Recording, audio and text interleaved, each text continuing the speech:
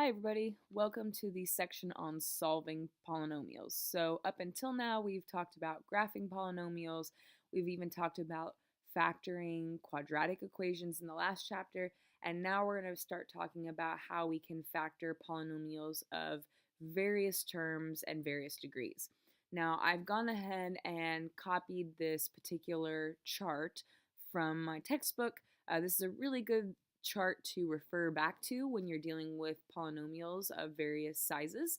And so I would go ahead and pause the video, write these things down, and then what we're going to do today is just go through examples of the different types here and get lots of practice in so that we're comfortable using factoring in order to solve polynomials. So pause your video, write these down, and then we'll move on.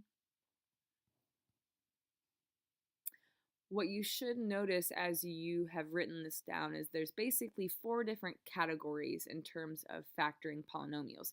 The first thing that you're always going to do when you're going to be factoring a polynomial is to look for the greatest common factor. Remember, that's just the variables or numbers that you can take out of every term. And why that's so important is usually if you can factor out a greatest common factor, it's going to make the polynomial that's left over smaller and easier to work with if you can even go any further. So always do that step first for any polynomial I give you when we're solving, and then you can move on to the bottom 3 examples.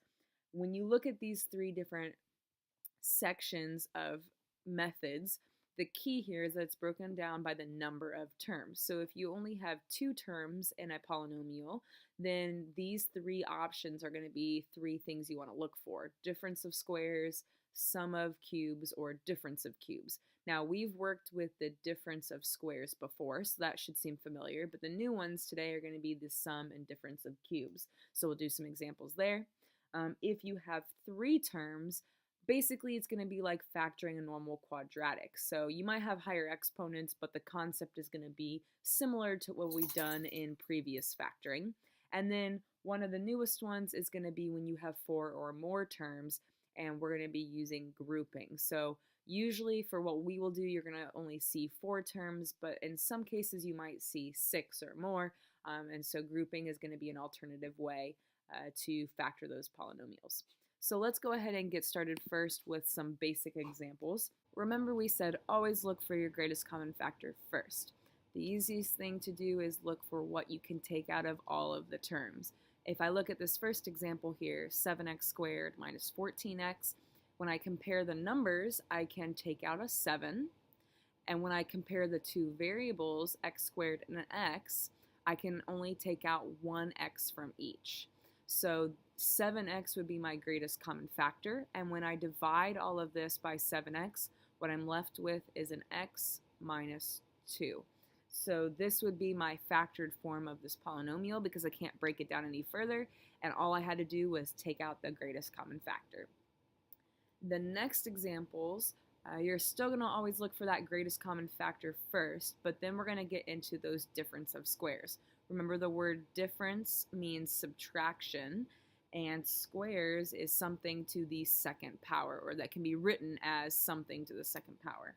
So in this example here, where we have 4f squared minus 64, remember, always look for your greatest common factor. So we can take out a 4 from both terms, and that leaves us with an f squared minus 16. And if you notice, 16 is a perfect square, and so is f squared. So what I'm going to do is rewrite this as my 2 factors and break the f up into an f in the first spot and f in the second spot. And then 4 squared is 16, so I'm going to put a 4 in both places.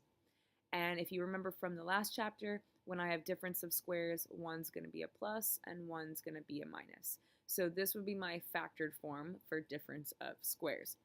And please remember that anytime you factor, if you're not sure if you factored correctly, you can always go back and FOIL out your answer and see if you ended up with the original equation. And if you don't, then it's factored incorrectly. All right, so that's a really easy way to check, even if it takes a little bit of time, especially if you're not confident in your answers. All right, so there's the first example.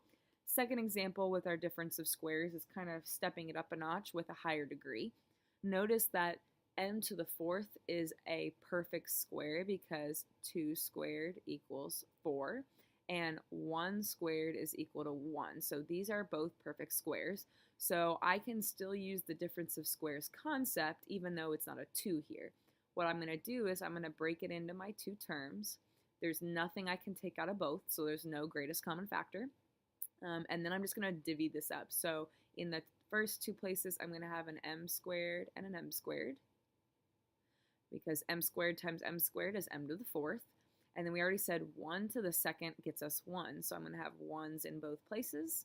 And then we have the opposite signs. Now, what you want to keep in mind is that sometimes when you factor, you may not be done after breaking it up the first time. You might have to keep going. So in this particular example, m squared plus 1 I can't do anything with, but the m squared minus 1 is still another difference of squares because I have a squared here and a squared here and it's subtraction. So this is one where you have to use difference of squares twice. So I'm going to rewrite the first part, m squared plus 1. I can't do anything with that because of the plus sign, but the m squared minus 1 I'm going to break up again. So this time when I break it up, I'm going to have an m and an m, because m squared is m times m, and then 1 times 1 gets me a 1 here, and I'm going to have a plus and a minus.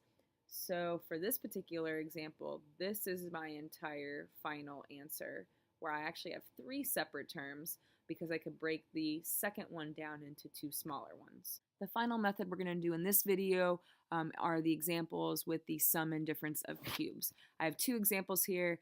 Make sure you have the formula for the sum of 2 cubes and for the difference of 2 cubes written in your notes, because that's going to be really helpful to refer back to. So these 2 right here. Making sure you have those written down is going to make it a lot easier to plug and solve.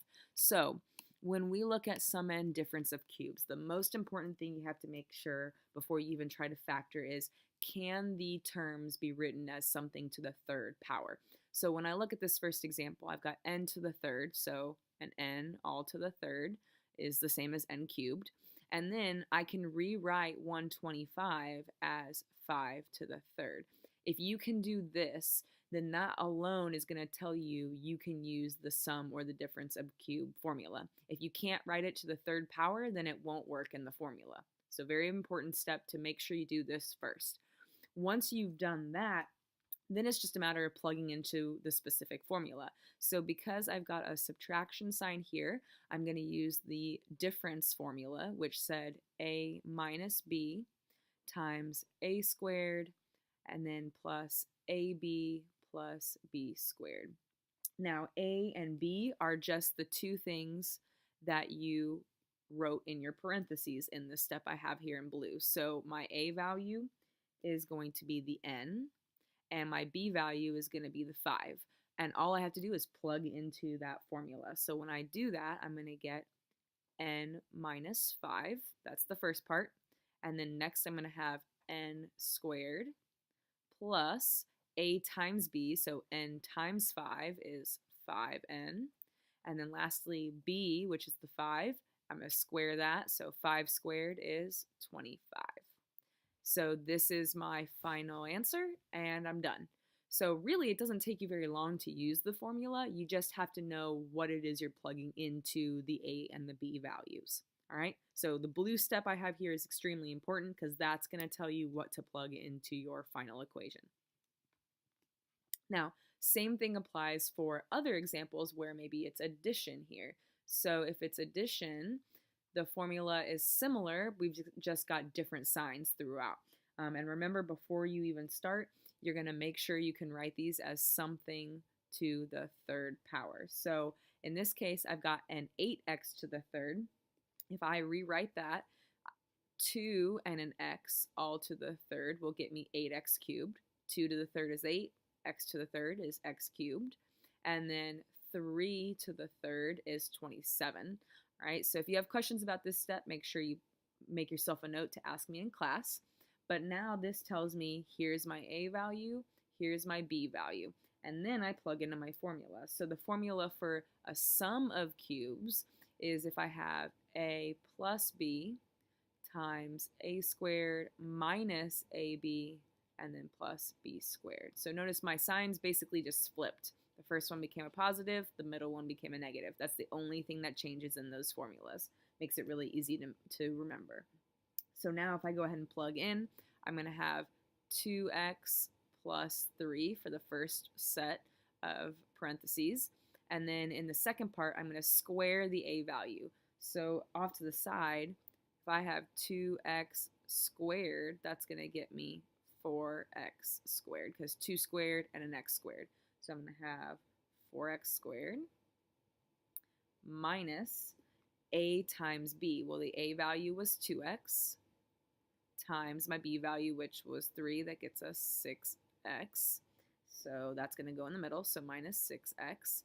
And then lastly, my b value squared, so 3 squared gets us plus 9. And then I'm done.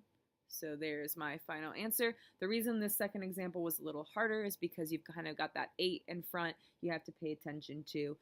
You have to be able to write that to the third power as well as the variables. So don't ignore it.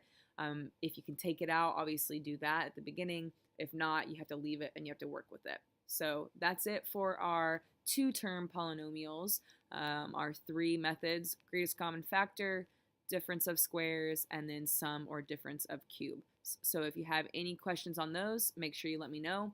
And in the next video, we're going to talk about trinomials and polynomials with 4 or more terms.